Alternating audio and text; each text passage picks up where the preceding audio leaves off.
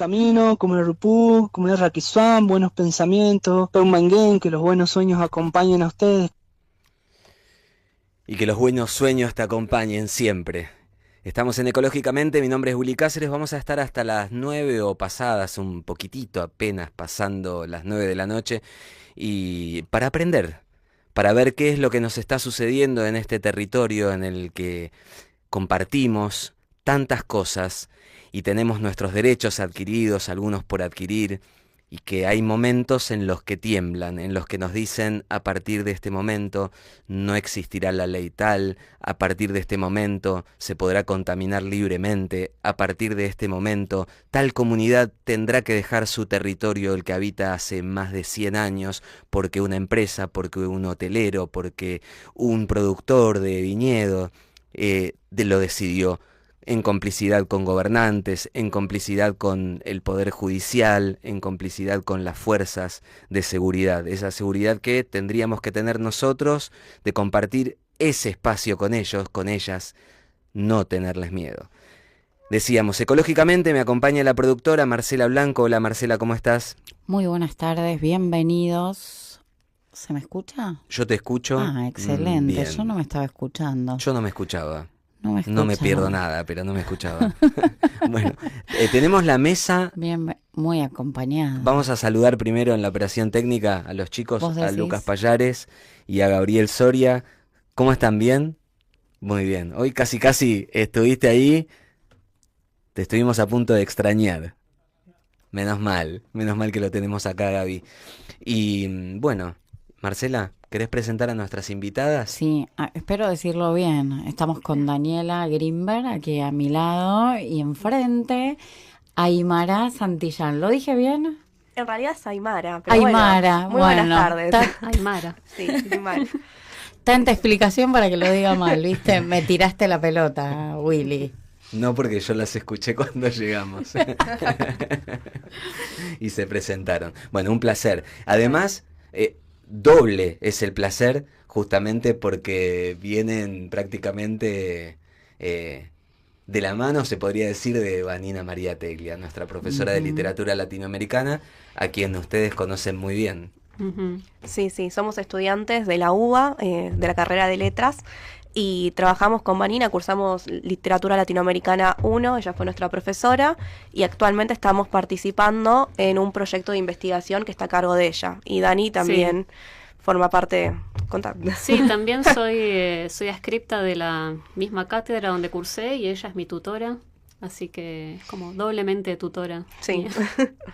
Sí, para nosotros es un placer porque realmente en tiempos donde, decíamos el sábado pasado, hay tanta sobreinformación que desinforma y tanta cosa en los medios, tanta cosa en las redes, y digo cosa no porque no haya encontrado otra palabra, sino porque es cosa, porque en realidad no se colabora mucho con quienes están del otro lado de los dispositivos para aprender. Y bueno, en este espacio nosotros estamos siempre agradecidos a Radio Parque Vida, que nos da la posibilidad de compartirlo y de recibir a personas como Vani, que la queremos mucho, porque aparte aprendemos mucho, como también Fabio San Bartolomeo, a quien le mandamos un abrazo, el profesor de música, y ahora ustedes.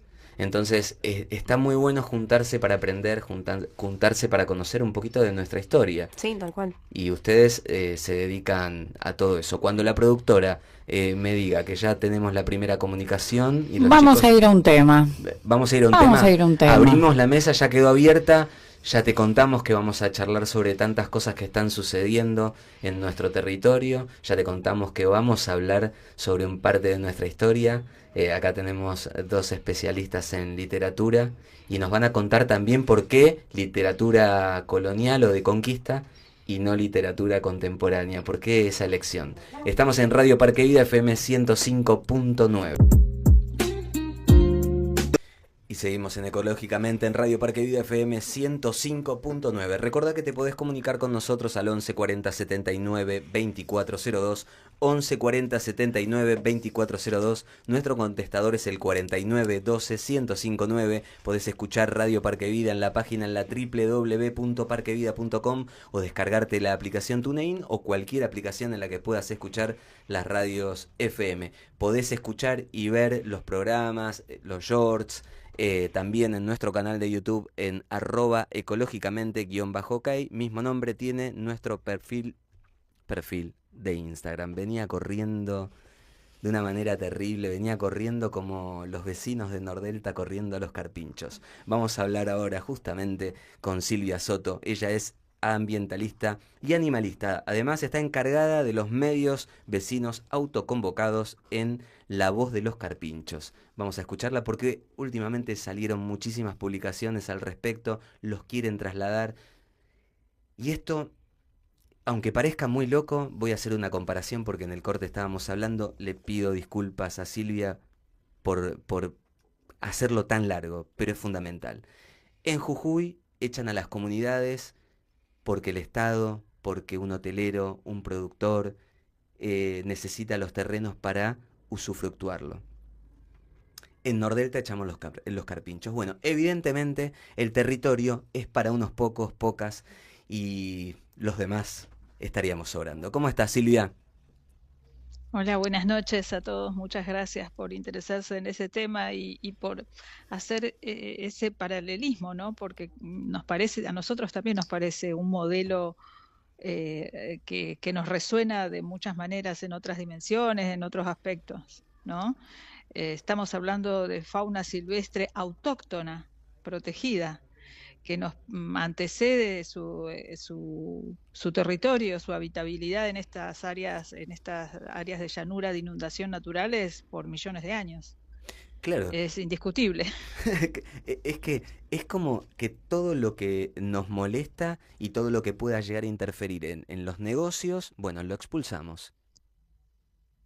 Exactamente, este modelo viene desde el siglo pasado ejecutando su forma de desarrollarse, ¿no?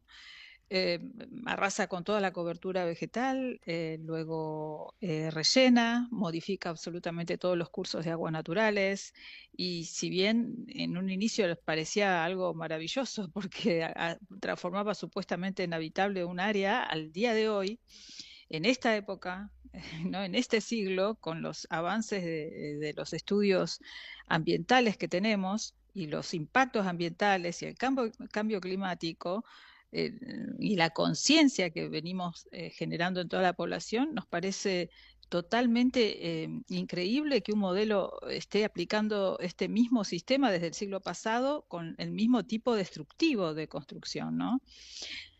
Y es el peor impacto ambiental que estamos viviendo hoy en día es la fauna silvestre, sin contar con que en el 2014-2015 también ya hemos vivido inundaciones que provocaron más de 20.000 evacuados, ¿no? Sin embargo, esto que nosotros pensamos que debe restituirse parte del hábitat propio de la fauna silvestre, son justamente áreas naturales que van a posibilitar que no se impermeabilice todo el suelo y permita escurrimiento hídrico, reposición de acuíferos. Acá estamos en el delta de Tigre, llanuras de inundación, que filtran y que reponen el agua que nos provee a todos, ¿no? El agua del acuífero guaraní. Lejos de proteger todo este sistema, se continúa avanzando porque este plan director, como se le llama, el plan de la desarrolladora Nordelta Sociedad Anónima, ya lleva 1.750 hectáreas, 28 barrios, decenas de edificios, y el último área de 300 hectáreas aproximadamente fue lo que provocó el mayor desbande de la fauna silvestre, porque con las sucesivas etapas se fueron refugiando en esto que había quedado como reserva, ¿no? Y por lo tanto como un reservorio y refugio de la fauna silvestre sobreviviente. Una vez que se rehabilitan las obras luego de la pandemia, se eliminan las restricciones, hay un comienzo masivo de obras y toda la fauna silvestre sobreviviente se desterró y se refugió en los barrios que ya estaban más consolidados, donde no había más maquinaria y podían alimentarse, sobrevivir. Luego se agudizó con el cercamiento de los barrios, sus perímetros quedaban a una avenida principal que atraviesa todo Nordelta y que en este momento tiene la guarda, entonces pueden circular transeúntes de norte a sur, de sur a norte, y por lo tanto los barrios privados se acercaron y se blindaron, pero esto significó un quiebre en la conectividad natural total de la fauna silvestre. Bueno, ni hablar de la conectividad humana, pero bueno, está en guarda y el ser humano de alguna manera se las ingenia para atravesar o no determinados lugares, pero la fauna silvestre tiene su modo de supervivencia, pastorear, circular, refugiarse, termorregularse, amamantar, reproducirse, en una línea de interfase que es el acceso de la tierra al agua y del agua a la tierra, que actualmente eso está totalmente coartado y cada vez más, porque no solo ahora se han acercado los perímetros de los barrios, sino también que se acercan los espacios comunes, las lagunas hasta el borde del estacado, porque esa es otra situación en la que todos los bordes naturales de los lagos se han tablestacado, por lo cual la fauna no accede a la tierra desde el agua en forma permanente, solo cuando hay creciente. Si hay bajante, muchas crías mueren ahogadas al no poder salir. Y esto lo vemos cotidianamente. Y esto es desde el 2021 que está en los medios masivos de comunicación, ¿no? Como lo que le llaman la supuesta superpoblación, que para nosotros no es nada más que es el destierro y el acorralamiento de la fauna silvestre.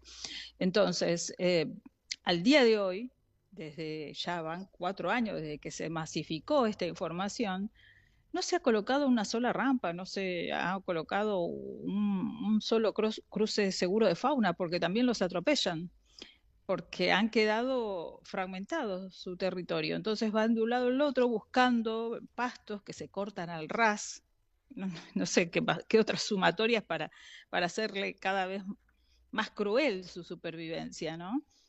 Y entonces la situación que estamos viviendo al día de hoy con la fauna silvestre es crítica, sobre todo con los carpinchos. Y este modelo ha solicitado a través de la administradora Nordelta Sociedad Anónima la aprobación de un plan de manejo de fauna que incluye esterilizaciones, que ya las están ejecutando desde el fin del año pasado. Así que, sobre todo con esto que implica caza, anestesia, experimentación animal, no sabemos cómo se aprobó esto, solo fuimos informados. Y no solo esto, sino que también se ha presentado un proyecto de vasectomías y relocalización, cuestión que coincide plenamente con el objetivo que manifestó el secretario de Ambiente, el señor Scioli. Por lo cual estarían alineados el secretario de Ambiente de Nación con el objetivo de la administradora Nordelta Sociedad Anónima, que ya ha hablado desde fines del año pasado de su objetivo de vasectomías y relocalización.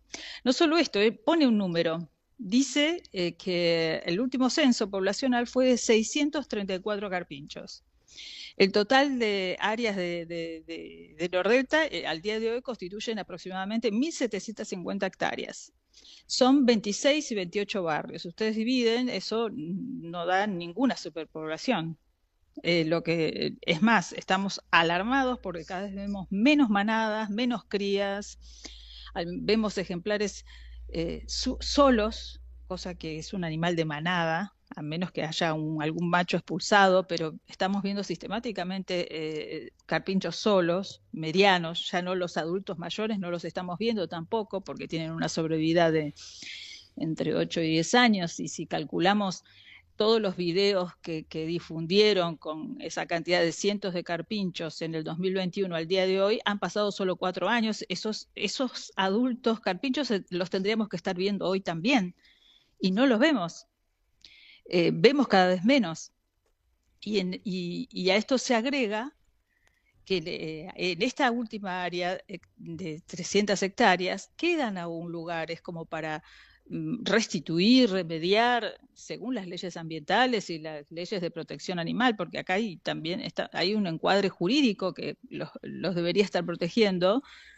Ahí mismo quedan posibilidades de hacer corredores biológicos, áreas de reservas naturales, y sin embargo tampoco se están haciendo. O sea, la única propuesta clara, directa, como objetivo de emergencia que tiene esta gente es o vasectomizarlos, no, inclusive le agregaron vasectomizarlos y relocalizarlos.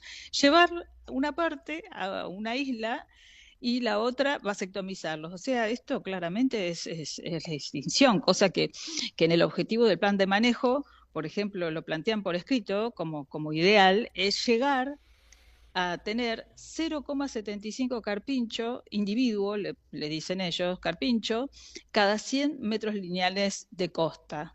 Esto no sabemos a qué se refiere concretamente, un 0,25 carpincho, ¿no? Pero suena bastante atroz.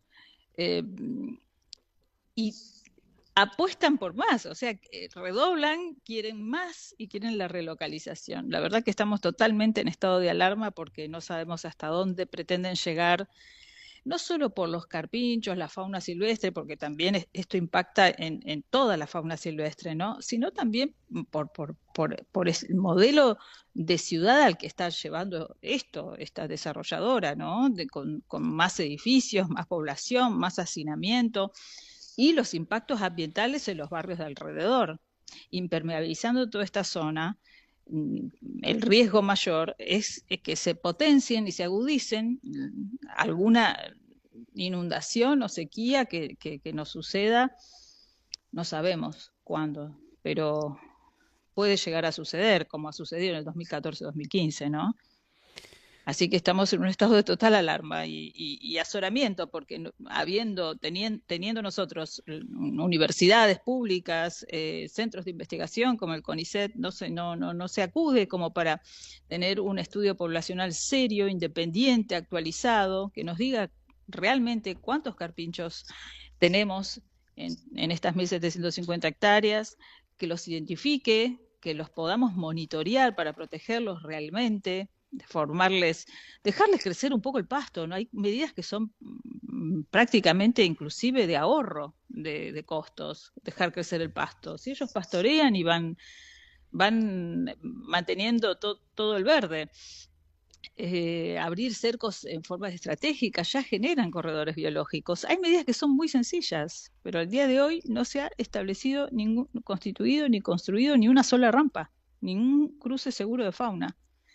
Por eso realmente nos alarma este objetivo de relocalizarlos, cuando no se nombra siquiera estudios de impacto ambiental de esta área, que a esta altura ya deberían ser acumulativos de toda esta zona, ni de estudios de impacto ambiental hacia dónde supuestamente irían, ¿no?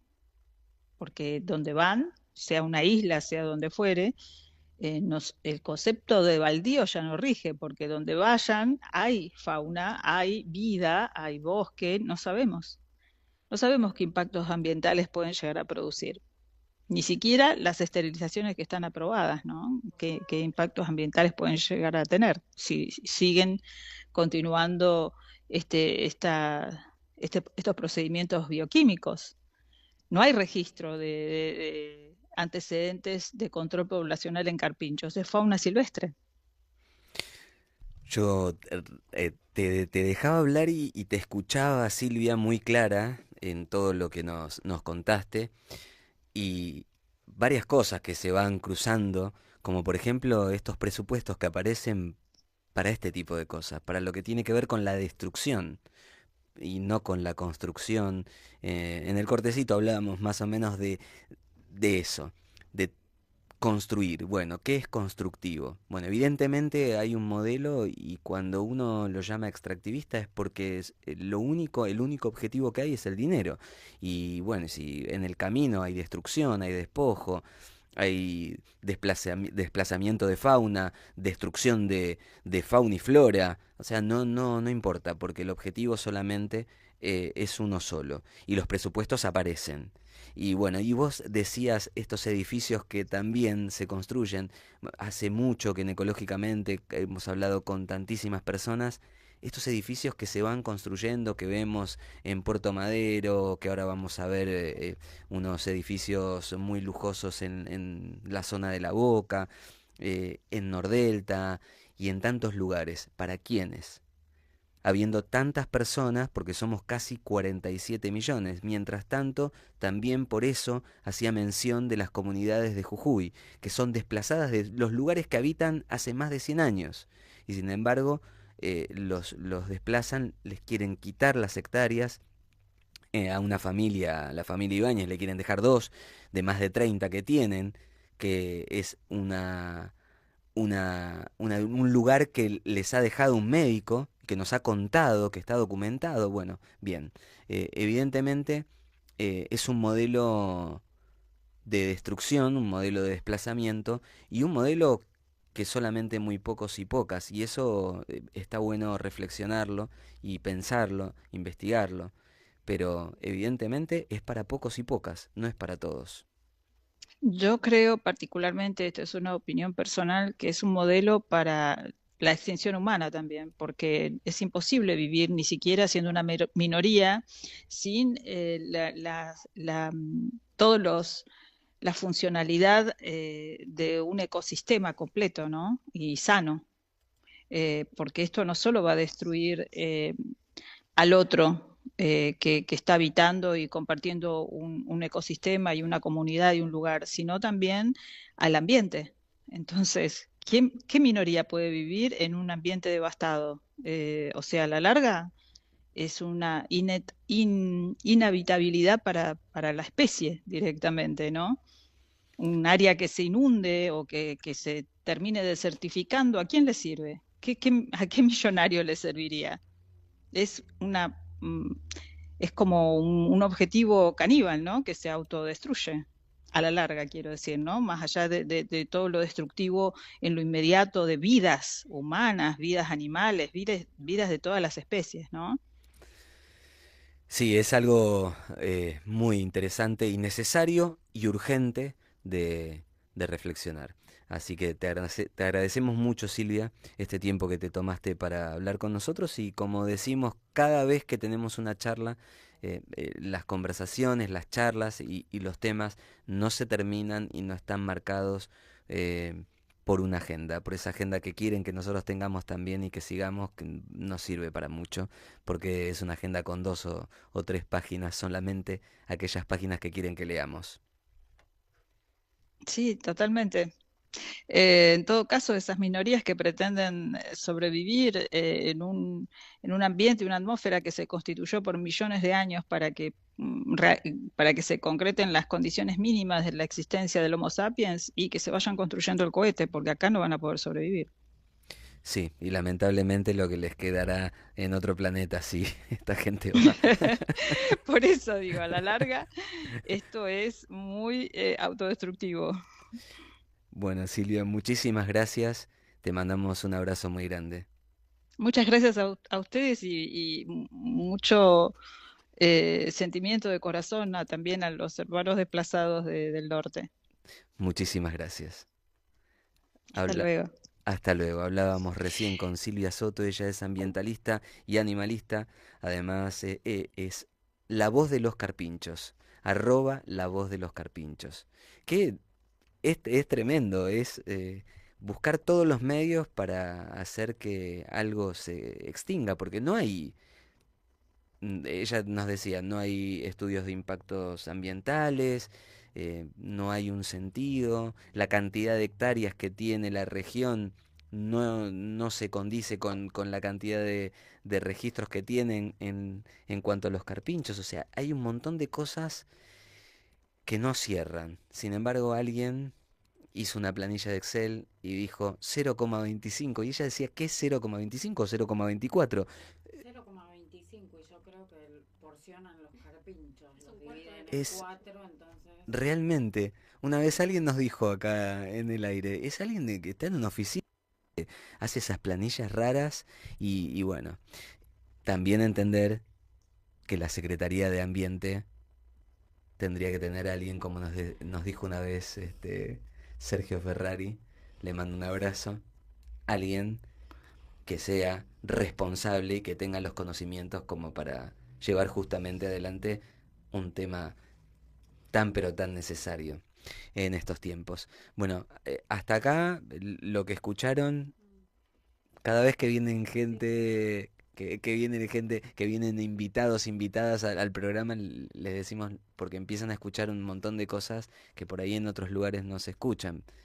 Sí, no, lo que pensaba es que siempre que escucho hablar de los carpinchos es casi desde el meme o del video viral de uy, miren qué gracioso que aparecieron estos carpinchos en el jardín del Nordelta y la señora enojada que quiere echar al carpincho. Y, y no hablamos de, bueno, lo que contaba la invitada recién es, están planificando exterminarlos, básicamente. Esterilizar una población es que no exista más. Ujú. Y bueno, es muy fuerte escucharlo. Es muy fuerte. Sí.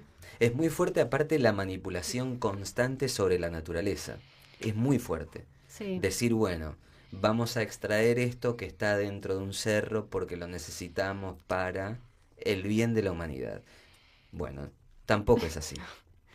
Ecológicamente, Radio Parque Vida, FM 105.9.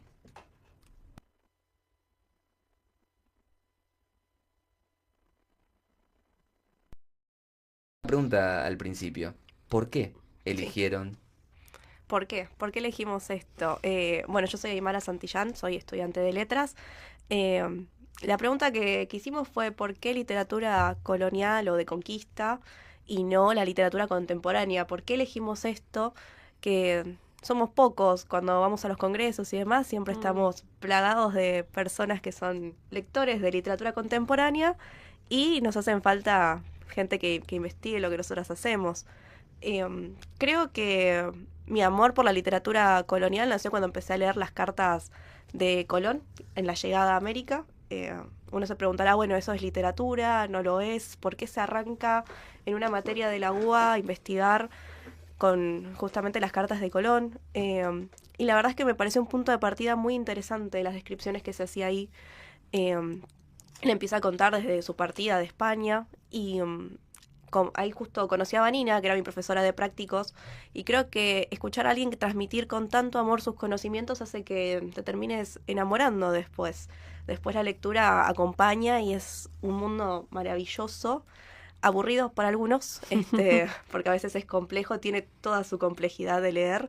Digo, el castellano antiguo no es para nada sencillo, pero es apasionante las descripciones que se hace de los lugares, de cómo intentaban básicamente darle a conocer al rey mediante estas cartas lo que iban descubriendo y siempre tratando de como de darle un sentido que los españoles o el rey mismo conociera, ¿no? Entonces las descripciones suelen ser como medio fantasiosas, son descripciones un poco cargadas y no sé, que... Sí, es que están, cuando llegan los conquistadores a América, están viendo algo por primera vez que es tan extraño para ellos que, como dice Aymara, necesitan como traducirlo para intentar explicarle al rey qué es lo que están viendo.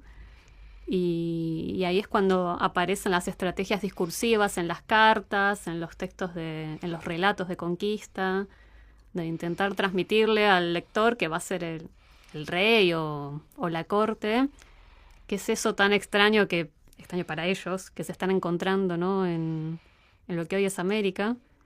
Y bueno, por mi parte sí, eso fue lo que me fascinó de los textos coloniales. Yo fui con mucho prejuicio a cursar esa materia, pensando, bueno, la tengo que hacer. Y te encontrás con algo totalmente fascinante, que también es la extrañeza de esos textos que no estás acostumbrado a leer. Esto también, bueno, me pasó cursando española medieval, que uno dice, ¿qué es esto? ¿Qué voy a leer? Y te encontrás con algo tan distinto a lo que lees en tu casa para divertirte o un libro, una novela que lees de noche para divertirte, estos textos son tan diversos que terminan generando, ¿no?, esa fascinación por conocer más sobre ellos. Recién me surgía una pregunta, por eso dejo el celular y... No, lo voy a compartir con Marcela, el dispositivo, con la productora. A ver si quiere grabar a las chicas mientras responden. Yo ya puse a grabar. No podemos hacer todo al mismo tiempo, es terrible. Y pensaba, por charlas que tuvimos en los cortecitos y antes de empezar el programa, ¿cuántas son las diferencias, o mejor dicho, cuántas similitudes hay en los discursos que escuchamos ahora con estas planificaciones sobre las tierras y eso que fueron leyendo ustedes? No voy a decirles lo que responde y lo que nos cuenta siempre Vanina, si es que la escucharon, bueno, corren con ventaja. Bueno, nosotros trabajamos en un UBASIT, que es un proyecto de investigación, con Vanina, y en ese proyecto trabajamos con la colección Gaspar García Viñas, y ahí encontramos textos sobre la creación de lo que sería la gobernación de Paraguay, el virreinato del Perú, la gobernación del Río de la Plata, y hay muchas similitudes. Por ejemplo, hace un rato en uno de los cortes te comentaba que vos empezaste con una frase que decía algo así como... esto de los derechos que nos están quitando, y pensaba, nosotras venimos de la universidad pública, somos estudiantes de la UBA, vamos a la Facultad de Filosofía y Letras, muy bastardeada en estos tiempos, en estos discursos, porque se dice que no hacemos cosas productivas, pero la verdad es que nosotras nos dedicamos a la cultura y a tratar de entender un poco esto. Y en uno de estos textos que yo leí, que es de 1566, o sea, nos vamos mucho tiempo atrás, hay una carta que está dirigida al rey, la escribe el licenciado Castro, que era el presidente de la Audiencia de los Reyes, y va a mencionar que es necesario la creación de universidades para los hijos de los conquistadores. Y él dice, hay harta necesidad de que esto suceda, de que en este reino, para que los hijos de los conquistadores se críen virtuosamente. Y utiliza esa palabra, virtuosamente. Y nada, dice que es necesario para la creación de, lo voy a leer, para que se ocupen en ejercicios nobles, la cual nuestra majestad está mandando que se funde en esta ciudad, que va a ennoblecer y poblar la ciudad para vuestra majestad. Entonces esto, la creación de ciudades, pero también pensando en la planificación, esto de justamente lo que veníamos hablando, no se piensa con el tema de los carpinchos, no se piensa qué va a suceder después, cómo va a repercutir, y los españoles en 1566 ya querían la creación de universidades, querían pensar en un futuro, en cómo iban a poblar estas nuevas tierras que estaban conociendo, que estaban conquistando y sobre las cuales estaban avanzando. Pero digo, hay una importancia en esto también, en cómo se tratan los discursos. Me parece importante ver que hace 1500 años había un interés en la creación de universidades que de repente ahora vemos que falta. Sí, o todas las universidades que se crearon en el Gran Buenos Aires, en el conurbano, en los últimos años, ahora, bueno, lo que costó construirlas, ¿no? Porque se decía que sobraban, que para qué hacerlas. Sí, que también podían no tener docentes, o quién te va a dar clases ahí y demás, y sin embargo nosotros tenemos muchos profesores que yo soy de Varela y tengo muchos profesores que trabajan en la UNAJ, en la Jaureche, y es un orgullo también, el conocimiento es conocimiento y está buenísimo compartirlo, aprender. Lo lindo de las universidades es esto de poder ir y sentarte a escuchar una clase, incluso aunque no... Bueno, así conociste a Vanina, digo, en una reunión. Es algo muy lindo lo que se comparte. Y me parece interesante cómo los textos, tantos años atrás, vuelven sobre eso y dicen, bueno, hay necesidad de pensar en un futuro, de pensar en qué se viene más adelante, de qué necesidades van a tener nuestros hijos. Y es un poco que ahora con la amenaza ante la educación pública, muchos salen a defenderla justamente por eso, porque va más allá de de cómo a uno lo toca, sino pensando en el prójimo. Bueno, si querés agregar no lo sé. lo que quieras.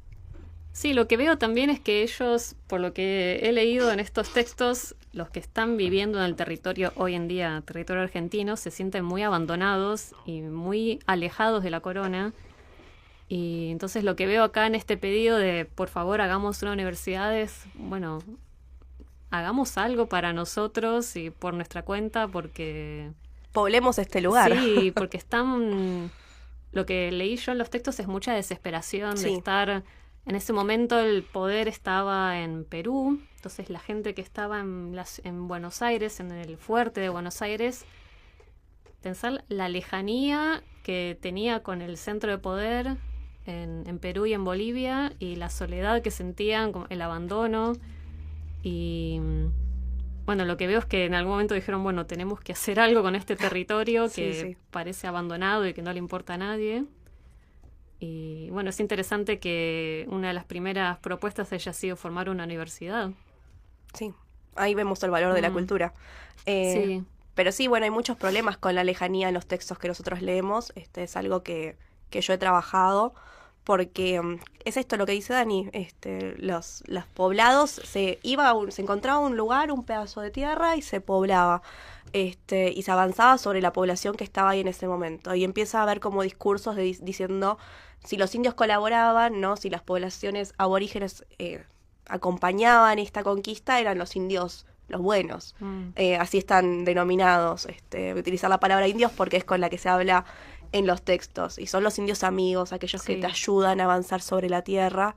Y después los que defendían su porción de tierra son estos indios enemigos a los que hay que masacrar y demás, y que traen muchos problemas, porque en medio de esta sociedad, que era una sociedad muy estamental, ¿sí?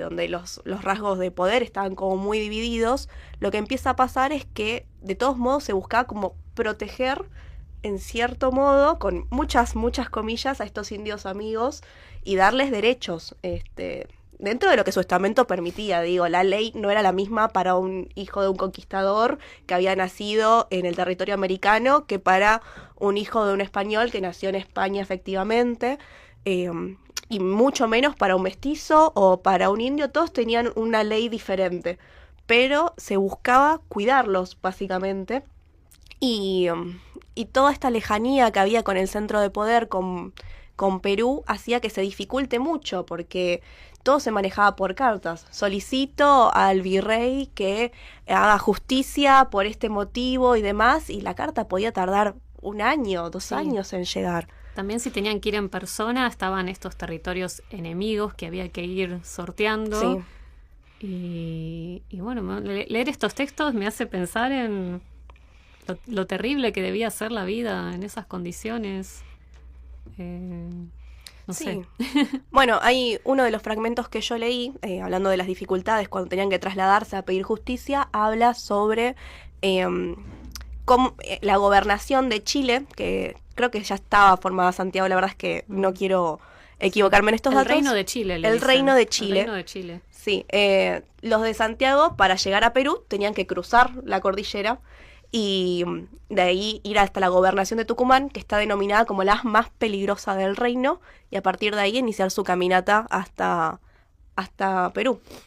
Y el cruce de la cordillera ya estaba pautado, era como, bueno, esto solamente puede ocurrir determinados meses al año, por determinado pasaje, y se dificultaba un montón, y en medio de eso aparecían los cazabindos, que son unos indios, como los más conocidos como diaguitas comúnmente, y eran los más belicosos, van a decir ellos, los que hacían la guerra, los que buscaban crear conflicto, siempre pensando en las palabras de los españoles. O sea, quienes escriben estos textos son conquistadores, entonces eso, todo va con muchas comillas, pero bueno, nada, es el avance y la necesidad de crear, de tener un espacio. Después por eso empiezan a solicitar que se cree la gobernación de Tucumán, que se venga al centro para acá, porque el movimiento hasta Perú era muy tedioso, llevaba meses, no sé, a veces los indios querían llegar a Perú para reclamar justicia, según lo que su estamento permitía,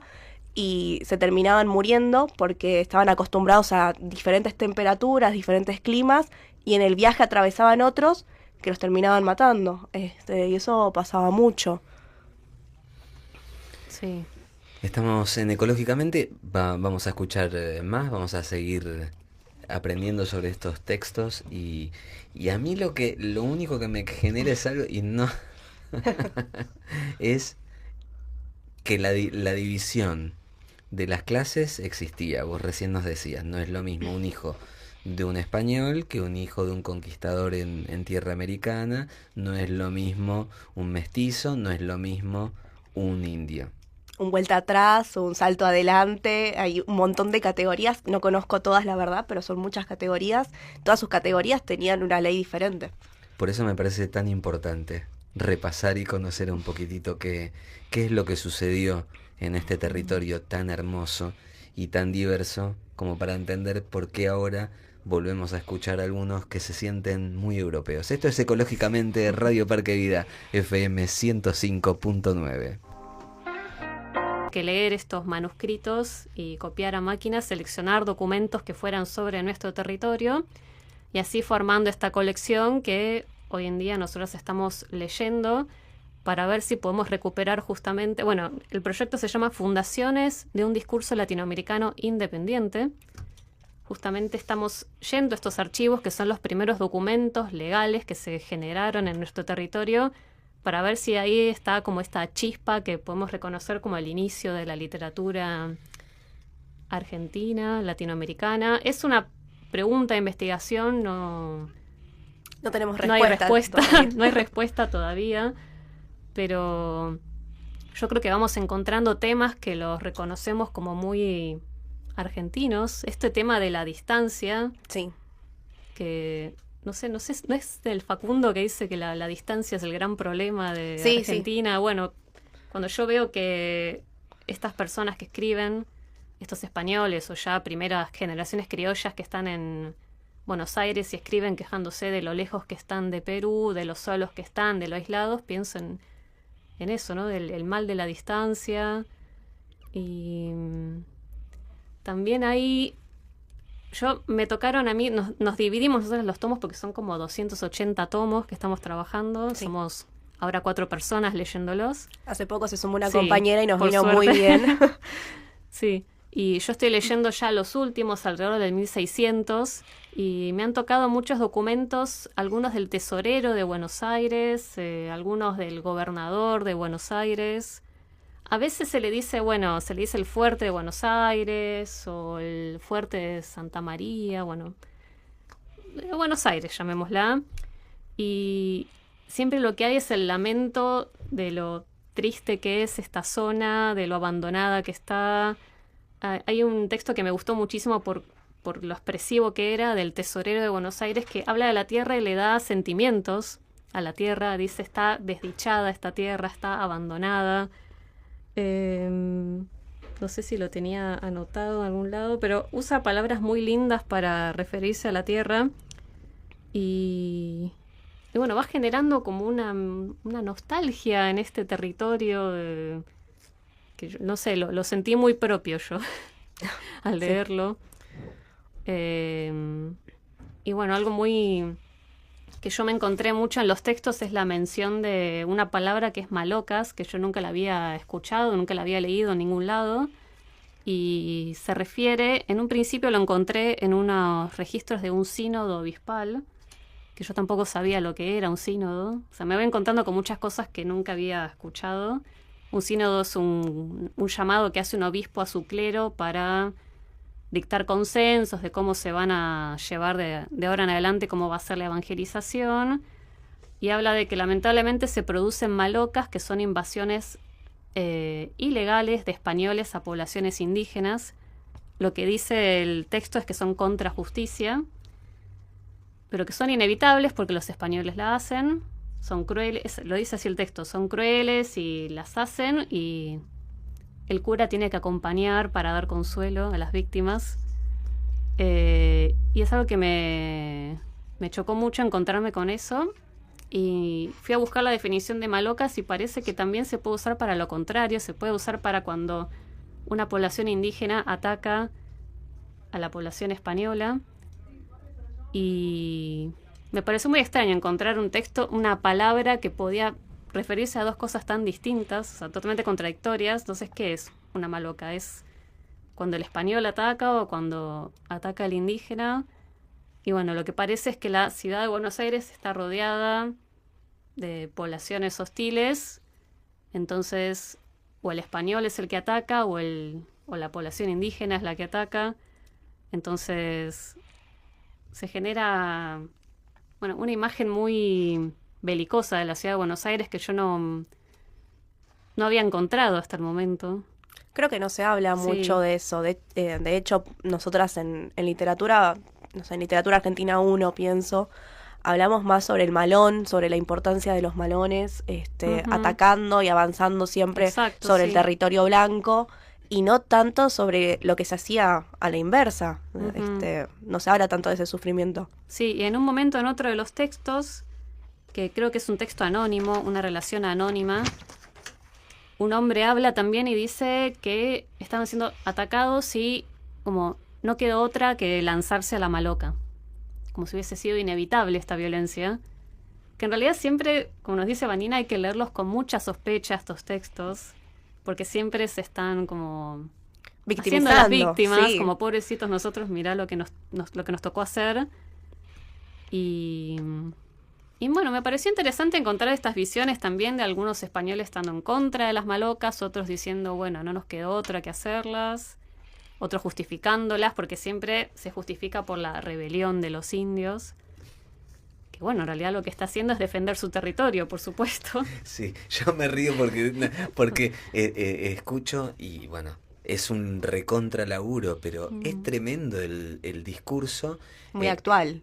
Y Es muy, pero totalmente, muy es muy actual. fuerte, sí. Es decir, bueno, no me queda otra que entrar a esta casa y Sí. reventarlo a trompadas porque se resiste a No, dejármela. porque Y vos el de- otro y vos provocó decís, eso, sí. pobre, Sí. en el relato, pobre. Pobre. Tuvo sí. que entrar a las trompadas. Y Sí, vos decís, sí. ¿entró a la casa de quién? ¿Y Ujú. ¿Qué hizo el que estaba en la casa? Se defendió. Es tremendo, pero bueno, es muy interesante el Sí. laburo de investigación. Y bueno, ¿cuántas personas son leyendo? 4 somos ahora. Cuatro. 4. Sí, ¿Y cuántos tomos? 280 más o menos. Más o menos. Es un montón. Además, 280 tomos de, en promedio, 140 páginas, pero hay tomos Sí. que tienen, yo me leí uno que tenía 546. O sea, era una locura y nos juntamos todos los martes a leer y capaz 546 páginas no las lees. Ni de casualidad en un día, te toma 2, 3 semanas, depende del tiempo. Porque Sí. además esto, lo que les decía recién, hace un rato, es castellano antiguo, tiene sus dificultades, no hay signos de puntuación para nada, no, las palabras son muy extrañas, uno tiene que ir constantemente al diccionario de autoridades a encontrar, es esto, como decía Dani, no sabíamos lo que era un sínodo, no Ujú. sabíamos lo que eran las malocas, y uno tiene que recurrir constantemente y un diccionario actual no te salva en esos Sí. momentos. También todos, tal vez Uruguay se escribe, ¿cómo es? Uruguay. Guay, sí. Y uno lo ve y dice, ¿esto qué será? ¿Esto será Uruguay? Sí, ¿O será sí. otra cosa? Sí, pero bueno, igual nos fuimos acostumbrando. Sí, los primeros meses fueron Sí. arduos. Los primeros meses fueron arduos. Y bueno, agradezco que este señor García Viñas lo haya copiado a máquina. Sí, en un principio en Sevilla están los originales, el archivo de Indias original, y la función de Gaspar García Viñas a nosotros nos facilitó el laburo, pero de una manera, porque es muy legible. Yo les pasé hace un rato, no sé si está saliendo en stream o no, las fotos, pero es muy difícil de leer, es muy difícil, y que esté mecanografiado ya nos salva. Y lo que nosotros ahora queremos hacer como trabajo final, básicamente, es tratar de hacerlo aún más legible para alguien que se quiera acercar a estos archivos, que quiera empezar y decir, bueno, por acá hay un punto de partida, esto es lo que me interesa, no sé, voy a ir a fijarme el tomo 90 de la colección y me voy a acercar a eso. Queremos facilitar un poco ese acercamiento que hasta ahora desde la literatura no se ha hecho. Todavía no se hizo. No lo estamos Es haciendo. muy bueno. nosotros. ¿Y ustedes hacen algún resumen, alguna ficha académica sobre cada lectura que van haciendo? Como para que quede asentado. No, cada una está haciendo sus apuntes personales, pero la idea es que finalmente seleccionemos algunos textos que realmente nos parezcan muy especiales que para empezar a darlo a conocer, porque es inabarcable en realidad, es muy grande el archivo, entonces vamos ya intentando encontrar un criterio de selección, porque de por sí todo es interesante, pero bueno, tenemos que encontrar esos textos que especialmente nos llamen la atención y que nos parezca que vale la pena, que alguien va a tener ganas de leerlos, de estudiarlos, y que tal vez dispare otras investigaciones. Sí, también quisimos recuperar un poco la voz del indio. En un principio ese era el proyecto inicial, de recuperar las voces alrededor del indio, y nos fuimos dando cuenta de que es casi imposible encontrar la voz de un indio. Quizás en algún momento se le hace alguna pregunta, porque hay, dentro de estos textos que son de una amplia variedad, hay textos judiciales, ¿no? Entonces se hacen como preguntas, y quizás una pregunta súper extensa que la anuncia un español, que es, bueno, vos conocías a fulano de tal, que, no sé, robó, mató, etcétera, y quizás la respuesta de este indio sea sí, no, entonces como que te quedás con ganas de decir, ay, la pregunta es buenísima, y la respuesta es un monosílabo.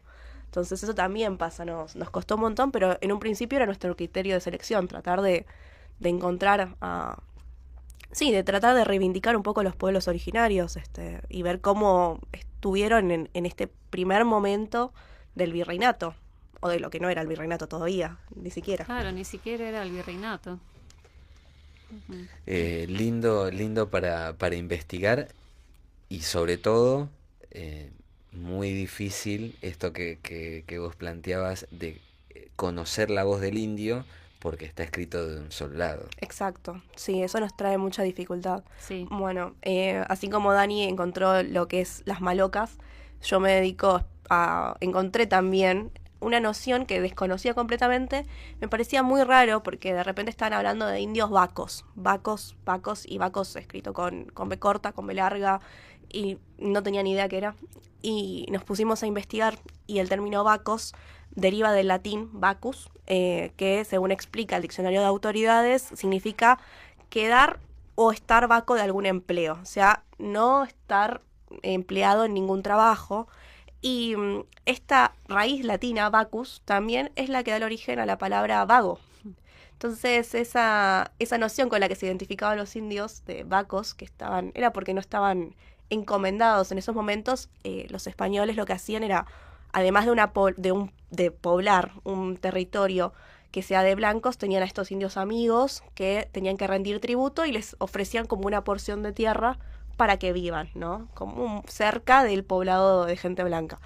Y lo que buscaban hacer justamente era que estos indios pagaran tributo, que trabajaran la tierra, que hicieran diferentes cosas. Y estos indios que no tenían empleo porque se habían escapado, porque estaban cimarrones, y esa palabra también la encontré, y resulta como muy, muy interesante ver cómo se referían. O sea, por un lado les damos un poblado, les damos como derechos entre muchísimas comillas, y por el otro, en el registro escrito, quedan mencionados como, bueno, los que son cimarrones, los que están como en estado salvaje, que es lo que significa ser cimarrón, son las personas que son vacas, que es vacos, que no tienen trabajo, que no tienen empleo, que no están encomendados, que no rinden tributo al rey.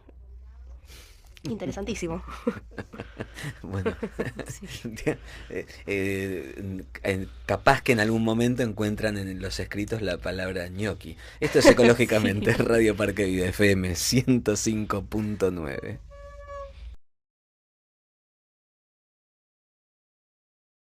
Y seguimos en Radio Parque Vida FM 105.9. 8 de la noche, 51 minutos, ya estamos muy cerquita de cerrar. Bueno, ¿cómo la están pasando? ¿Bien o sí, más o menos? No, muy bien. Muy bien, la verdad. Estaba distraída con... Sí, perdón. Estaba distraída con el dispositivo. Bueno. Qué mal nos hace la tecnología. Decíamos, ¿cuánto tiempo más estiman ustedes que van a tener con este laburito de investigación? Y yo creo que la idea es terminar de leer los tomos para este año. Sí. Vamos a ver si lo conseguimos. Estamos trabajando arduamente en eso. Sí. Pero bueno, como decimos, es mucha cantidad de material. Porque además nosotros estamos trabajando solamente los que están en la Biblioteca Nacional, pero el Instituto Rabiniani, perteneciente a la UBA, también tiene otros tomos que continúan la colección. O sea, está dividida la colección. Y ya los del instituto no los vamos a abarcar porque es muchísimo material. ¿Y Vani está como coordinadora? Vani lee a la Sí. par nuestra igual. Y lee con nosotras, sí. Sí, sí. Lee Sí. muchísimo. Lee más rápido Sí. y mejor, sí. Lee muchísimo, sí, Sí, sí. sí. Cuando nos cuenta a nosotros, cada vez que tenemos el placer de compartir la mesa con ella y termina el programa, después nos cuenta que tiene que leer y leer y leer y leer y leer y bueno. Pero está muy bueno porque es una manera, más allá que por ahí a uno, nosotros, que hacemos ecológicamente y que escuchamos a los pueblos originarios, cuando uno escucha estas narraciones, como chocante, porque vos decís quiénes las víctimas, quiénes los victimarios, sin enjuiciar y decir 100% este fue victimario, pero lo cierto es que había un territorio, había muchos territorios, mejor dicho, Sí. y estaban ocupados y vinieron a conquistar. Sí, vinieron a saquear. Bueno, algo que encontramos mucho nosotras es esto de la permanente queja de los españoles por venir, muchas veces por las condiciones de vida, y recién Dani se acordaba por el tema de los salarios, que no les pagaban. Sí, que tal vez viene un capitán, viene para... Ellos lo llaman adelantados a veces, Ujú. al conquistador, pero no se le dice tanto conquistador, se dice adelantado, capitán, que viene a pacificar los territorios, porque nunca te van a decir que viene a ocupar o matar, viene a pacificar, y a veces son tareas que le llevan 20 años y nunca recibió un salario. Entonces escriben textos reclamándole a la corona y, bueno, es lo que se llama una relación de servicios. ¿Cómo Sí, es? relación de servicios. Sí, donde dice, bueno, yo llegué acá en tal año, trabajé en tales campañas, fundé estos pueblos, siempre, bueno, enalteciéndose un poco. Conquisté a tal pueblo, fui tan bueno conquistándolos que hasta ahora me aman y me quieren como un padre. Y bueno, en todos estos 20 años quedé en quiebra porque no me han pagado. Pero nunca le pueden echar la culpa al rey, no le dicen... Sí, siempre terminan diciendo como agradecemos esta Sí. oportunidad, con otras palabras, ¿no? Pero como que terminan agradeciendo por todo esto que lo han hecho de corazón porque quieren servir a la corona y a la iglesia y ayudar a pacificar a estos indios que para su bien. para su bien, Porque exacto. así... conocen la fe claro, verdadera. se supone que lo que más desea el rey es sumar almas a la fe católica. Sí. Ese es su mayor deseo. Entonces los conquistadores lo que hacen es cumplir ese deseo al pacificar a los indios y darles a conocer la evangelización. Entonces ellos han hecho todo eso por amor al rey, por amor a la religión. Y dicen, bueno, he quedado arruinado todos estos años porque por algún equívoco no se me ha pagado. Pido humildemente que se me haga una retribución por... Sí. Sí, que se tenga en cuenta todos estos años Sí. trabajados para la corona. Y muchas veces reclamaban estos salarios y reclamaban también la presencia de obispos o de curas, porque no tenían, entonces era como, bueno, los estamos pacificando y estamos tratando de llevarles la palabra, pero necesitamos a alguien más que venga y que intente poner un cierto orden y que les pueda transmitir mejor la palabra de Dios. Eso también está muy presente, la necesidad de la religión en el lugar, y muchas veces con esta excusa de la pacificación había ausencia de la religión justamente y se terminan yendo los españoles porque decían, bueno, no, es imposible lidiar con este pueblo sin un cura, sin un obispo principalmente, y reclaman, ¿no?, como la presencia también. Entonces ahí encontramos ciertas contradicciones. Sí, la presencia de gobernadores que efectivamente estén en el territorio, porque algunos gobernadores eran nombrados pero se quedaban en Perú. Sí. Entonces ellos dicen, necesitamos alguien que esté presente, porque si no queda la población ahí. A la deriva. Sí. a la deriva y siempre enfrentándose contra estos indios enemigos que buscan sacarlos del lugar. eh, y siempre los ataques que sufren son como en esto de los españoles siempre están constantemente queriendo como causar en el rey cierta compasión. Entonces siempre los ataques son muy exagerados. Vinieron y Sí. descuartizaron a toda la población, quedamos 5 soldados y necesitamos ayuda, Sí. nos vamos a ir de acá. Los números de los indígenas son exagerados. Sí. Son 100.000 indígenas que vinieron. Y... Vinieron por la noche y nos prendieron fuego Sí. y demás. Y después, bueno, en esto que decís de las malocas, se terminan como justificando y diciendo, bueno, si venían 100.000 indios a atacarnos, ¿qué vamos a hacer nosotros? Teníamos que avanzar sobre ellos. Sí. Y Entonces matamos a 200.000. Sí, Y a todo esto hay piratas también. sí, hay piratas.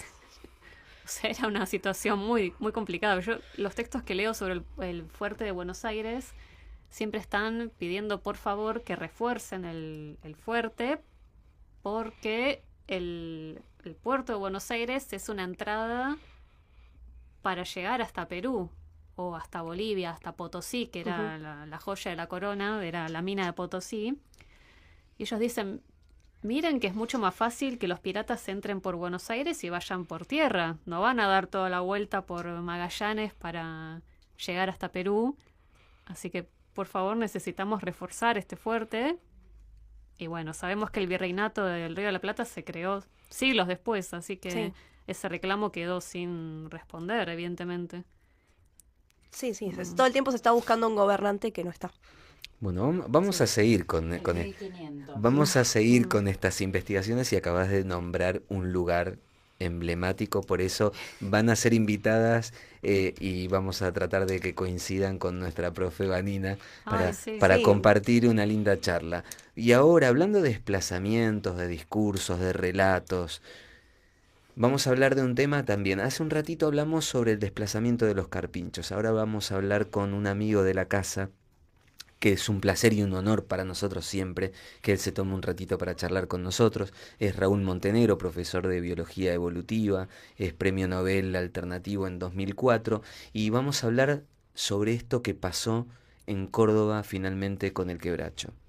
¿Cómo estás, Raúl? ¿Qué tal? Buenas noches, un gusto realmente. Un placer para nosotros. Mira, hoy tuvimos un programa un poco distinto. Tuvimos literatura latinoamericana con dos estudiantes analizando algunos escritos allá en Europa, que quedaron en Europa y que fue alguien a recopilar esos datos y que los copió en forma mecanográfica. Y después hablamos también con Silvia Soto por esta intención que hay del secretario de Ambiente y de Turismo de desplazar a los carpinchos. Y vos ahora, nosotros te invitamos para que nos cuentes qué es lo que pasó con el desplazamiento del quebracho. Y lo que veo en común es esto, y vos ayudanos que siempre tenés una reflexión para la ocasión. Y es esto de, todo lo que me molesta lo desplazo. Y mi discurso es, che, yo soy el pobre que tengo que lidiar con esta situación. No me vengan a atacar, yo lo único que hago es defenderme. Lo que sí veo que la comunicación vuelve y se va. Ah, nosotros, por las dudas, te digo, Raúl, si me escuchás, nosotros a vos te escuchamos fluido y muy bien. Así que si querés, arranca. Bueno, mientras ustedes me escuchan, porque yo a ustedes los escucho como yendo y viniendo. Mira, lo que pasó en Córdoba fue, la mejor palabra que lo puede definir es patético. ¿Mm?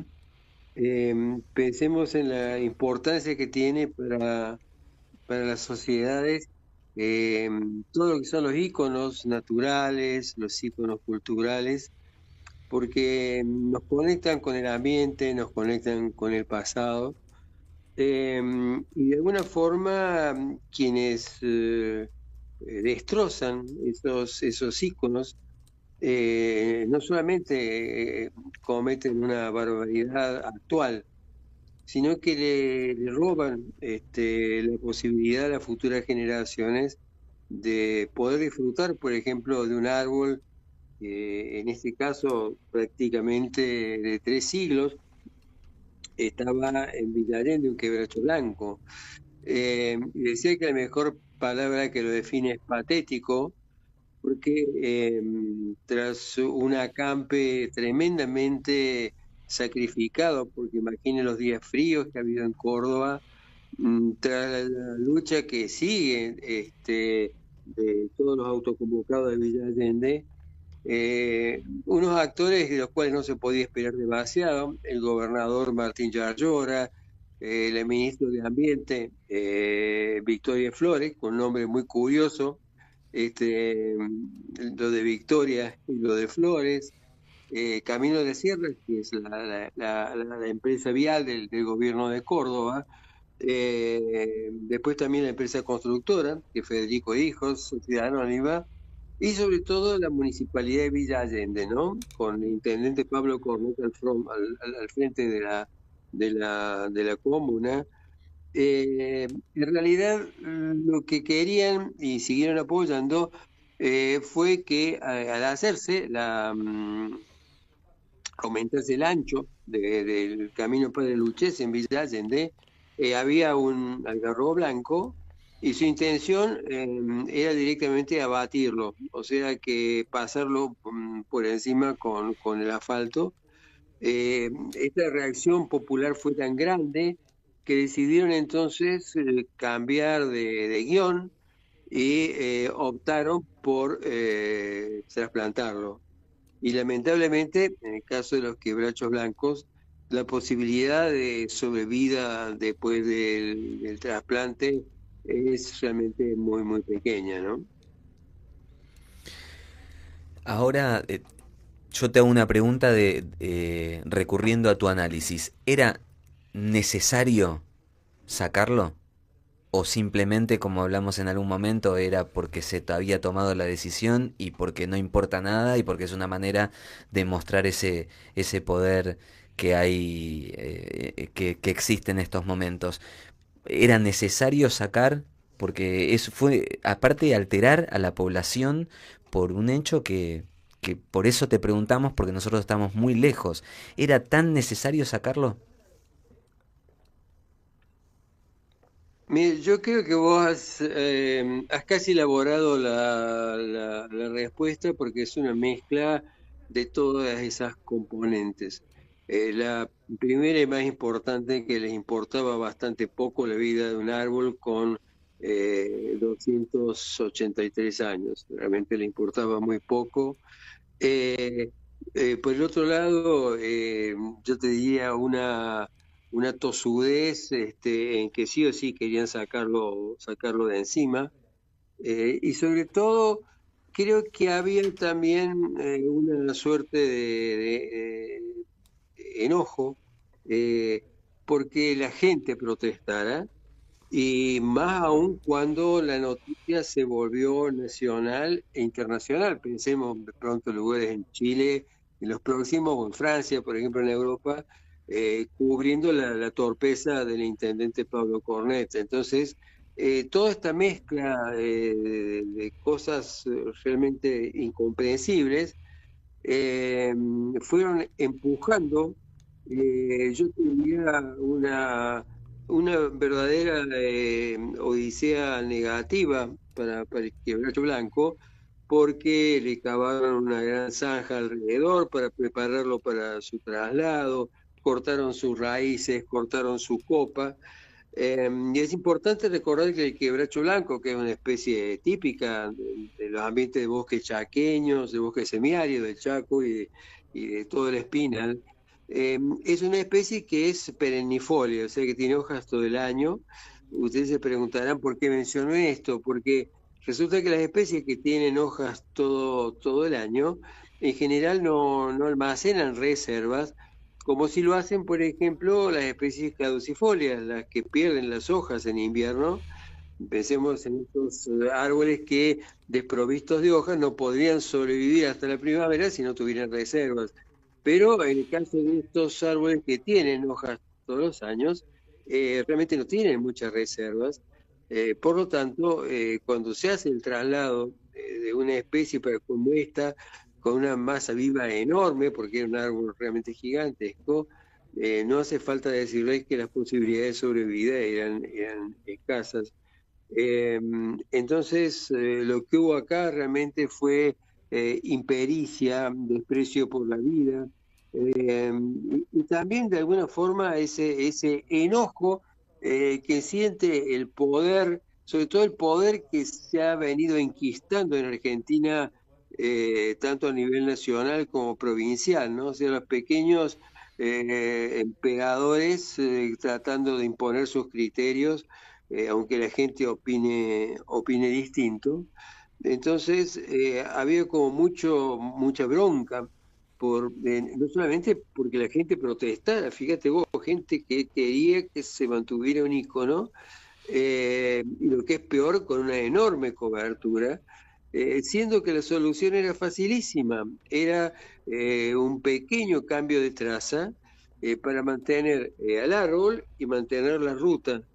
Pero para personas, vuelvo a decirte, muy limitadas, como indudablemente lo es el intendente de Villa Allende, quien conduce de pronto Camino de las Sierras, eso no era viable. Para ellos la única cosa viable era afuera el árbol, arriba el cemento, y adelante, ignorando, por ejemplo, que ese quebracho blanco había resistido inviernos muy fríos, vientos, veranos seguramente con altísimas temperaturas, sequías, periodos lluviosos, testigos silenciosos de la propia historia de Córdoba.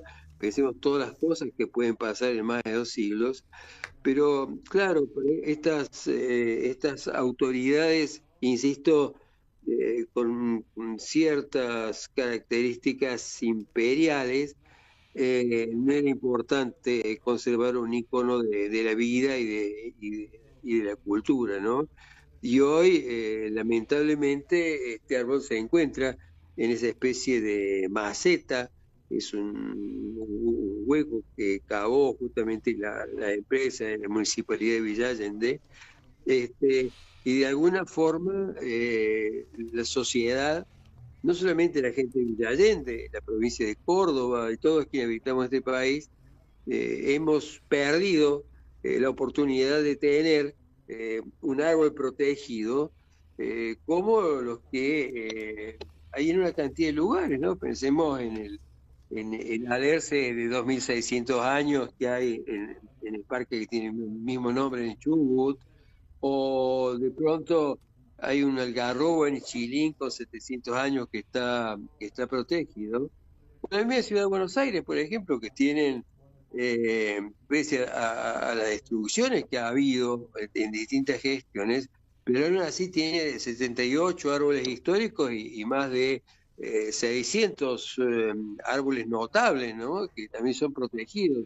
Pero esto era demasiado, insisto, para la visión absolutamente estrecha de estos funcionarios, que además se perdieron la oportunidad de tener no solamente un icono natural y cultural, sino un atractivo turístico, ¿no? Como lo es, por ejemplo, el chañar abuelo que tenemos nosotros en la Reserva San Martín, u otras especies que los turistas van y lo visitan y lo ven, incluso con ese profundo respeto de algo que logró sobrevivir, ¿no? Entonces, por eso la palabra original es eso. Realmente lo que pasó en Córdoba es patético, y yo te diría que es imperdonable lo que hicieron, y obviamente la cosa no va a quedar silenciosa, sino que el silencio afortunadamente se está multiplicando, porque si creían que trasladándolo y después siguiendo a la ruta todo iba a quedar en silencio, obviamente se equivocaron, ¿no? Qué locura, porque yo te escuchaba atentamente y digo, qué locura despertar a la gente con un árbol. Un árbol que tiene un significado muy, muy grande y muy importante en la historia de Córdoba, como nos contaba Raúl, pero digo, qué loco como mandatario, como gobernante, como intendente, como funcionario, qué loco es despertar a la gente porque se te cantó que tiene que ser como vos querés. Y por ahí mantenías a todos muy contentos, respetando la historia. Y bueno, en algún momento eh, las voces se empiezan a levantar. Y tal como nos decís, Raúl, es este el momento. Sí, yo lo que creo es que de alguna forma, haciendo una suerte de licencia poética, poética cruel, ¿no? Yo diría de que de pronto lo que pasa en una municipalidad como Villa Allende, con este árbol, es también un poco el reflejo de lo que pasa a nivel nacional con un personaje impresentable que tenemos, el presidente como Javier Milei, no solamente un emblema de la ignorancia, negacionista del cambio climático, eh, persona que considera que los ríos pueden contaminarse porque tienen agua. Hay como una suerte de escenografía peligrosa y cruel, ¿no?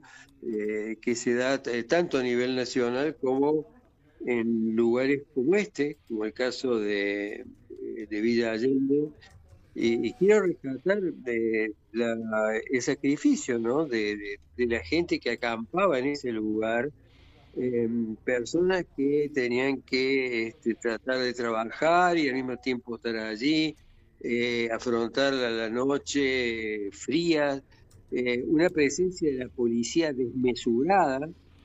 Por ejemplo, cuando se lo trató de llevar, ustedes saben que en Córdoba hubo el gobierno, y específicamente la Municipalidad de Villa Allende, trató de contratar grúas para trasladar el árbol a esa especie de maceta que le habían hecho, y 9 grúas lo rechazaron, se dijeron que no queremos participar de esto. Pero era tal la tosudez irresponsable de estos funcionarios, y sobre todo del secretario de gobierno de Villa Allende, que fueron a buscar una grúa a la provincia de Tucumán para que viniera y poder hacer el trasplante. La moraleja económica es que todo esto costó unos 40 millones de pesos, y la verdad es que hubiera sido mucho más barato, más inteligente y más sensible hacer ese cambio de traza y transformarlo en un árbol protegido, como lo que decía recién, ¿no? Tantos árboles protegidos que hay en el país, y transformarlo en un icono turístico y que seguramente hubiera obtenido mucho más recursos que lo que hubiera costado, por ejemplo, hacer esa traza, ¿no? Me preocupa de todos modos terriblemente la insensibilidad y torpeza, y cómo de alguna forma ha habido también una actitud muy ligera por parte de la justicia de Córdoba, que podría haber detenido esto y muy por el contrario le dio vía libre, ¿no? Mira, hablando de la justicia, recién acá están compartiendo con nosotros Aymara y Daniela, dos estudiantes de literatura. ¿Lo dije mal? Lo dijiste bien, lo dijiste Lo bien. dije bien, muy bien. Pero Porque dudaste. No, porque la productora me estaba mirando de reojo. Y dos estudiantes de literatura, y una de las cosas que nos contaban en los escritos es sobre la lentitud que tenía la justicia por estar lejano en cuanto a kilometraje.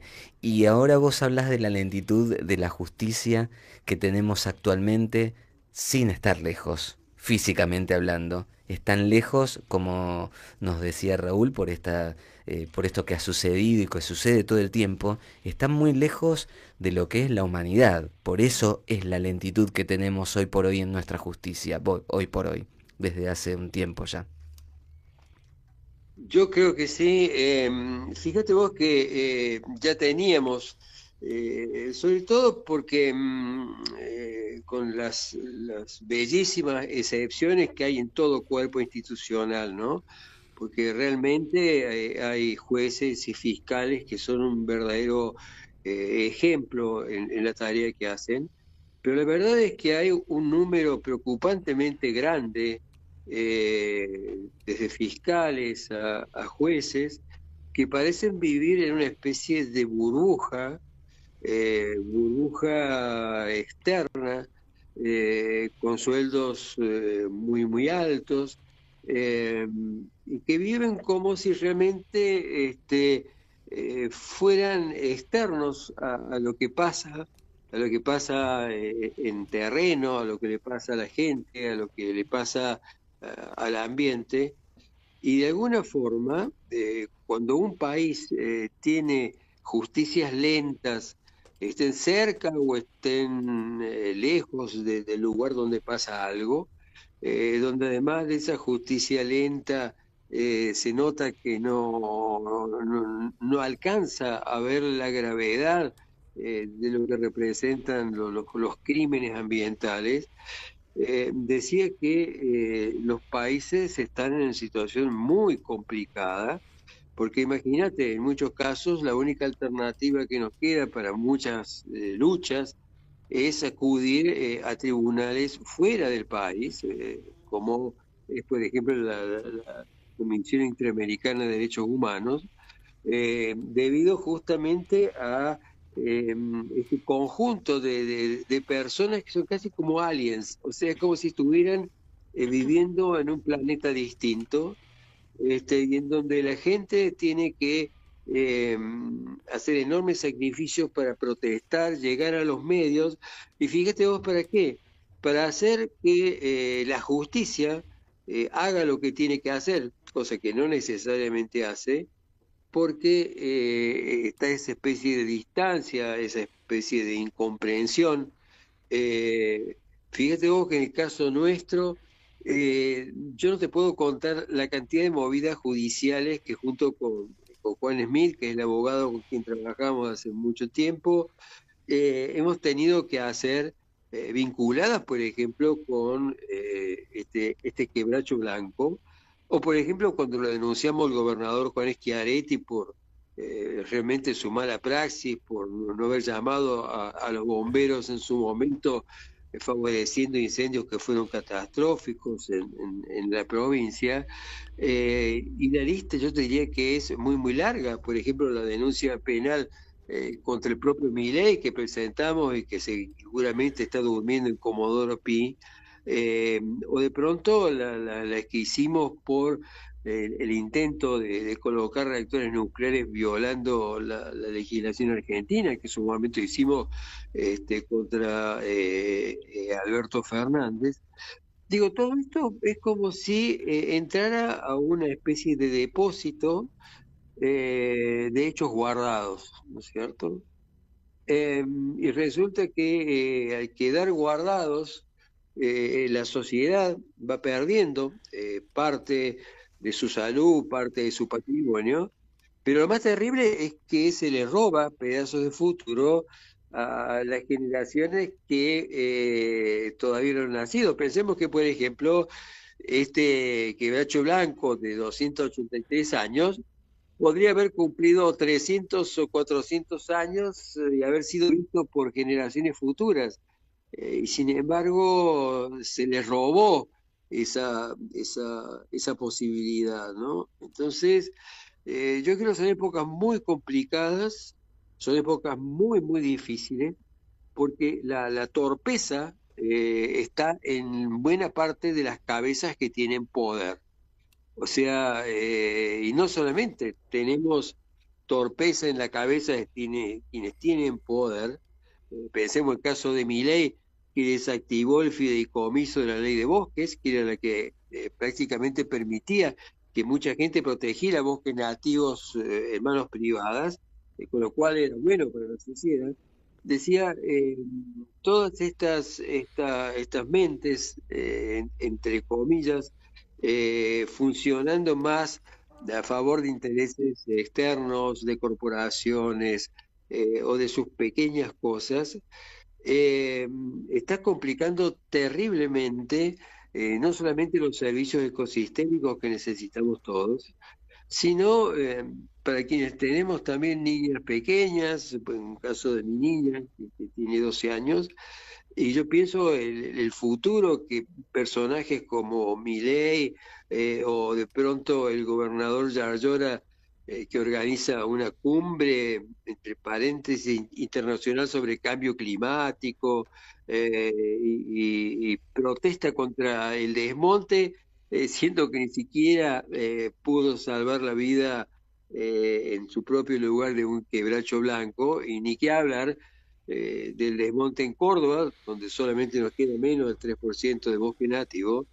Entonces, fíjate vos que yo creo que es la multiplicación de eso que vos describías sobre las justicias lentas, distantes, pero sumadas a una cantidad de otros funcionarios que terminan quitándole no solamente pedacitos de lo que hoy sí podemos disfrutar nosotros a las generaciones venideras, sino que hacen mucho más complicada nuestra vida cotidiana, porque se rompen fábricas de agua, se rompen fábricas de suelo, se permite que se quemen residuos peligrosos, siguen funcionando megamineras extranjeras en zonas altamente sensibles, y la lista es larga, ¿no? Por eso son épocas muy difíciles y muy oscuras. Raúl, como siempre te agradecemos que nos ayudes a reflexionar. Te escuchamos siempre muy atentamente y es un placer y un honor a pesar de los temas que tenemos que sacar al aire. Sí, pero fíjate vos que yo creo como un elemento así de optimismo. Yo creo que gente como vos, tu equipo, difundiendo realidades, verdades, la gente de una campe, las personas que pese a lo que está pasando siguen luchando y se siguen obteniendo pequeños logros. Yo creo, como decía Don Atahualpa Yupanqui, ¿no? Una gota de agua, con ser poca, con otra se hace aguacero. Y yo creo que todas estas gotitas, las de ustedes, las nuestras, las de tanta gente luchando, va haciendo aguaceros que no le quepa dudas a personas como Milei o de pronto a una ministra de Ambiente o a un secretario de gobierno de Villa Allende. Son lluvias torrenciales que hacen temblar, ¿no? Así que eso para mí es la buena noticia, que todos somos gotitas hermanadas para hacer lluvias que hacen temblar. Muchísimas gracias, Raúl. Un abrazo enorme para vos y para toda la gente allá en Córdoba. Muchas gracias. Un abrazo, que tengan muy lindo el resto del día. Leito. Un abrazo grande. Hablábamos con Raúl Montenegro, profesor de Biología Evolutiva, Premio Nobel Alternativo en 2004. Realmente, bueno, muchas reflexiones, es muy contundente Raúl cuando habla. Y bueno, es toda una simbología, es un quebracho y alguien muy distraído dirá, bueno, es un árbol, sí. ¿Y por qué correrlo? Y son carpinchos, ¿y por qué correrlos? Y son comunidades, ¿y por qué sacarles sus casas? ¿Por qué echarles o querer sacarle hectáreas de tantas que tienen hace tanto tiempo? ¿Y por qué? Esa es una gran pregunta. Bueno, sabemos muy bien por qué. Porque hay dinero, porque hay ambición. ¿Qué nos vamos despidiendo, productora? Vamos compartiendo la última parte de Ecológicamente en Radio Parque Vida con las dos estudiantes. ¿Ustedes ya son estudiantes todavía? Sí, Sí. sí, sí, sí. Pues yo ya veo que eran profesoras ya. No, yo soy profesora de secundaria, Sí. Dani. Y yo soy bibliotecaria también. Ah, y, qué bueno. Y doy clases en la carrera de biblio. Muy bueno. Sí. Muy bueno. Con razón le salió. En un momento dijo, leer así a la noche para divertirte. Lo llevas muy en el alma, Es verdad, sí. la lectura, sí. Sí, sí. Bueno, vamos cerrando. Si quieren compartir algo más. Yo por el momento creo que todo lo que traje ya lo Sí. expuse, pero me quedé pensando en esto. en lo que hablaba recién este biólogo. Y hace poco fui a San Luis, y en San Luis está el algarrobo abuelo. Pensaba en cómo alrededor de eso se hace turismo, ¿sí? La entrada al parque es mínima, pero dentro del parque encontré un poema muy hermoso, una canción y un poema que está dedicado al árbol. Pienso también eso, como un árbol representa tanto, cómo despierta tanta cultura, cómo despierta tanto amor, la preservación y la tristeza, esto de cómo se avanza por sobre todo aquello que es hermoso en este país. Sí. ¿Y alguna reflexión? No, hace poco leí algo que no sé si es real o si es una fantasía. Me gustaría pensar que es cierto. Son esas cosas que uno lee y dice ojalá sea verdad esto. Y es que los árboles con sus raíces se comunican entre ellos. No sé si es real o es una idea, una imaginación, pero pienso, bueno, que el árbol tiene sabiduría y un árbol de 200 años tiene muchísimo conocimiento de todo lo que ha visto, porque bueno, es un ser vivo, sintiente, ¿no? Y todo lo que se pierde al sacarlo de ahí. Porque uno dice, bueno, es solo un árbol, pero es un ser que está ahí hace 200 años y no era su lugar, ¿no? Sí, y también no permitir de alguna manera eso que nos invitan a veces a ese lugar, entrar a ese lugar del simplismo, decir, bueno, pará, pero tampoco es tan... Si no, no progresamos más, no nos desarrollamos, y vos decís, bueno, evidentemente no progresamos, no nos desarrollamos, porque los caminos no están bien, porque habrá que ver cuánto y para quiénes es esto que han hecho ahí en Córdoba, si era tan necesario como decíamos con Raúl. Bueno, Raúl ya nos contestó que no, que entonces todo el tiempo por ahí se cae en el simplismo y uno es víctima, pero no víctima en el sentido de esto que escribían los españoles diciendo yo tuve que matar porque no se me venían las malocas. Bueno, no. Sino ante la agresión, la subestimación, la desestimación, la descalificación, por defender, vos dijiste recién que representa amor. No, Amor. sí, no, en realidad yo pensaba en esto, en cómo representa la cultura, ¿no? La cultura. Sí, la Y cultura. el Y está árbol, ligado al cariño, al amor que uno siente por su patria. el árbol, al igual que el agua y que la tierra, representan la vida. Sí. Es tan importante como eso. Vos recién decías, no sé si será verdad, si será ficción, que se conectan por las raíces, pero bueno, son muchas generaciones. 300 años son, ya lo repetimos durante varios sábados, son como 11 generaciones. Es un montón. Sí. 11 generaciones vieron ese árbol. 11 generaciones estuvieron seguramente cubriéndose del sol y no es un dato menor, porque de ahí viene ese negacionismo. Bueno, esto es Ecológicamente, nos despedimos, llegamos al final. Productora, ¿cómo la pasaste? Muy bien, Muy bien. ¿Estás cansada? estoy cansada. ¿Necesitas descansar? ¿Estás con frío? Aparte estás abrigada. Sí, Yo me saqué todo, pero tengo frío. Tengo que reconocer. ¿Cómo la pasaron? Muy bien, me encantó la experiencia. Primera vez en radio y estoy muy feliz. Bueno, muy bien. Sí, yo también.